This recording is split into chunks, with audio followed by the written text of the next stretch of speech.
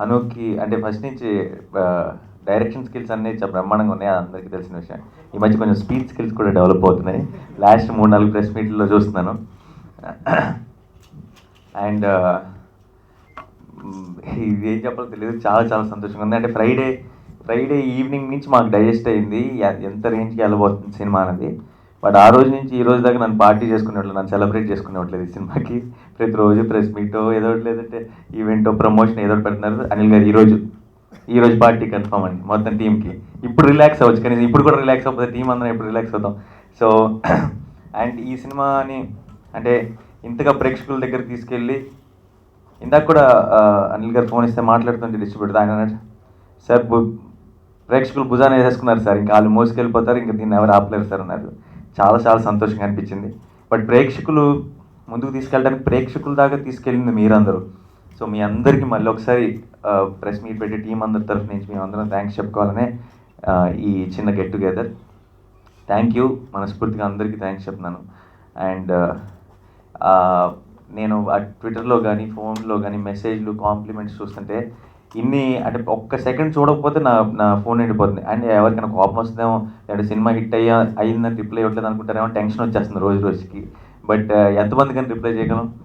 But అవి చూసినప్పుడల్లా చాలా చాలా సంతోషంగా అనిపిస్తుంది. దీనికోసమే కదా మేము ఇంతగా కష్టపడుతుంది అనిపిస్తుంది.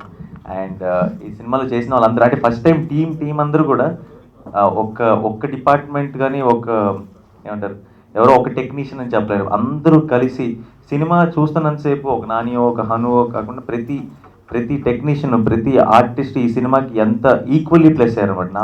ఇప్పుడు మెయిన్ లీడ్స్ ఎంతగా ప్లస్, చిన్న పాత్ర చేసిన చిన్న రోల్ కూడా అంతే ప్లస్ అయింది సినిమాకి. అందరూ కలిసారు కాబట్టి ఇంత ఒక కంప్లీట్ ప్రోడక్ట్ వచ్చింది. అందరికీ పేరు నేను షూటింగ్ దగ్గర ఈ సినిమాకి విచిత్రం ఏంటంటే, ఈ సినిమా మెయిన్ విలన్ కానీ పృథ్వీ గారు నేను కానీ మురళీ శర్మ నేను కానీ ఎవ్వరూ సినిమాలో ఎక్కడ కలవం. అందరి వల్ల అంటే నా వల్ల మురళీ శర్మ లైఫ్ మారిపోద్ది, మురళీ శర్మ వల్ల నా లైఫ్ మారిపోతుంది, అందరికీ ఒక్క లేదు. వాళ్ళందరికీ కూడా పేరున థ్యాంక్స్ ఈ సినిమాని అంటే ఇంత స్పెషల్ ఫిల్మ్ చేసినందుకు. అండ్ శత్రు గురించి ఒక విషయం చెప్పానండి. మొన్న కొంచెం మంచి పాష్ కార్పొరేట్ బ్యాచ్కి ఒక షో వేసాం.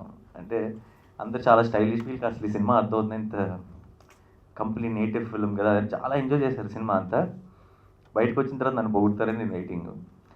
బయటకు వచ్చిన వెంటనే అందులో ఒక 4 అమ్మాయిలు ఆ హీరోయిన్ బ్రదర్ ఎవరు సో నైస్ అన్నారు. ఏంటి అమ్మాయిలు ఇంత వైల్డ్ యాంగిల్ అనుకున్నాను నేను.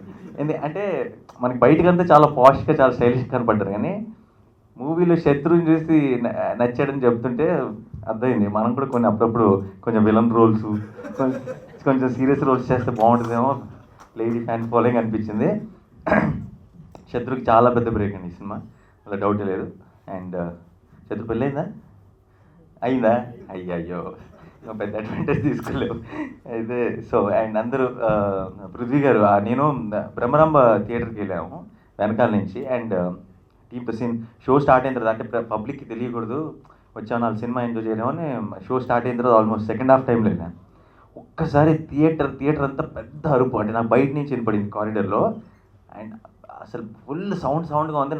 నేనేం ఫీల్ అవుతున్నానంటే, నేను ఇప్పుడే వచ్చి ఏదో డైలాగ్ చెప్పుకుంటానని అలా డోర్ ఓపెన్ చేస్తే అంటే పృథ్వీ గారు ఉన్న స్క్రీన్ మీద. ఈ చీరింగ్ అంతా మన గురించి కాదనమాట, పృథ్వీ గారి కోసం అర్థమైంది. అంటే అంత క్రేజ్ అండ్ ఆర్కెస్ట్రా అంత క్యారెక్టర్ ఎంత బాగా చేశారంటే ప్రతిసారి, అంటే ఇప్పటికి మేము ఒక 10 సార్లు పైన చూసుకున్నాం సినిమాని, ప్రతిసారి ఇప్పటికి కూడా నవ్వుకుంటాం ఆ సినిమా ఆ సీన్ వచ్చినప్పుడల్లా. అండ్ బ్రహ్మాజీ గారు నాకు నా ఫేవరెట్ సినిమా మొత్తంలో ఆయన షాట్లో నేను రాజన్ నేనే చెప్పాను అని ఒకసారి సడన్గా ఉంటుంది చేంజ్ ఓవర్. ఆ చేంజ్ ఓవర్ ఎంత బాగా చేశారంటే అసలు థియేటర్లో ఆ పర్టికులర్ ఒక బిట్ ఉంటుంది, నేను ప్రతిసారి చూస్తున్నాను. ఈ లాస్ట్ 3 షోస్ చూశాను థియేటర్లో. ఆ బిట్ అయిపోయిన తర్వాత ఆయన డోర్ దగ్గరికి వెళ్ళి బయట అలా అనుకుంటున్నారా అదే మెయింటైన్ చేయండి అంటాడు. ఆ మాట అందరూ మిస్ అవుతున్నారు. నా థియేటర్లో 90% నాకు తెలిసి డైలాగ్ వింటలేదు, ఎందుకంటే ఆ ముందు జరిగిన మ్యాటర్కి నవ్వుతూనే ఉంటున్నారు ఆ టైంలో. Fantastic performance. Thank you Brahmaji గారు. నా కూతుర్ని కిడ్నాప్ చేశారు రిషి, నా కూతుర్ని వెతికి పెట్టగలవా? ఎవరినో పెళ్లి చేసుకొని వెళ్ళిపోయింది, ఇప్పుడు వాళ్ళ కూతురు కిడ్నాప్ అయితే నీకేంట్రా? 2 months బ్యాక్ ఒక చిన్నపిల్ల కిడ్నాప్ అయిందండి. కిడ్నాపా? ఎప్పుడండి? మీరెవరు? నువ్వెవరు? ఎవరు మీరు? ఎక్కడో అమెరికా నుంచి వచ్చి